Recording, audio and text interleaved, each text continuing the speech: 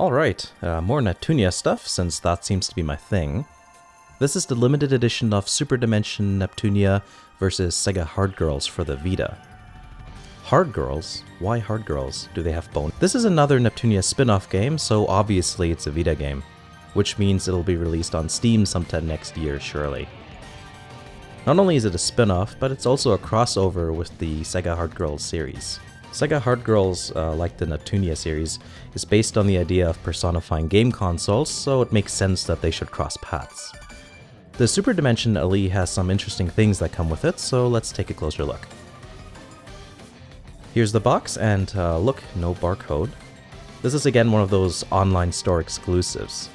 They don't sit on store shelves, so there's no need for barcodes. The cover features one of the main characters, Hatsumi Sega. The other characters are present in chibi form. I wonder why Iffy isn't more predominant on the cover. She's one of the main characters. I find it interesting how different the equivalent Neptunia and Sega Girls look. For example, Nepgear is based on the Game Gear, yet Game Gear, the character, looks entirely different. The background is a cheerful gradient of pink and purple. And look, there are Sega consoles in the background too. It's kind of cool that they put those kind of details in. Speaking of details, I find it funny how the controller buttons spell NEP. The back has a list of the items contained within. Having said that, let's take a look inside.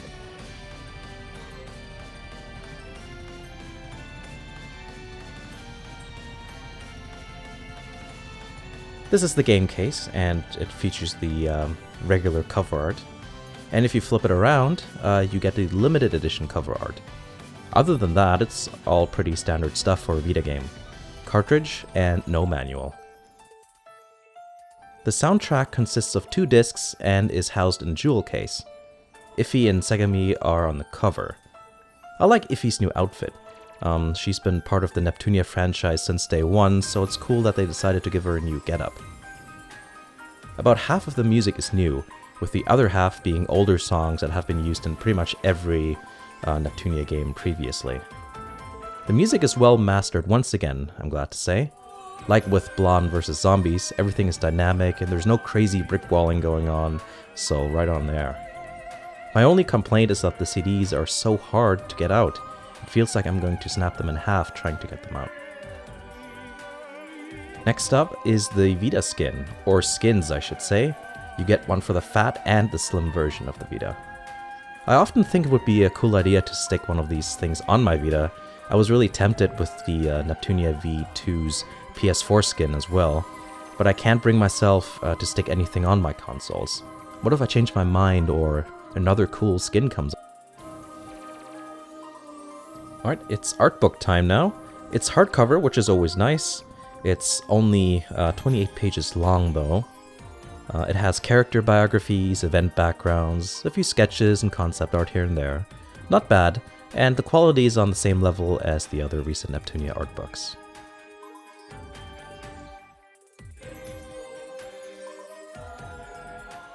And lastly, we have the Iffy Pillowcase.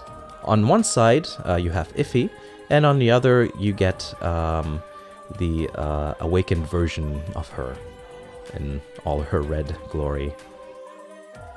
It's an interesting addition, and I find it somewhat amusing since it reminds me of one of those yes-no pillows. Overall, the quality's good, and it's kind of a neat little thing since you don't really see this stuff with limited editions. Though Neptunia U did have that body pillow. Yeah, and that's pretty much it of the limited edition of Superdimension Neptunia vs. Sega Hard Girls. I hope you enjoyed it and found it informative at least, and I'll see you again in the next video.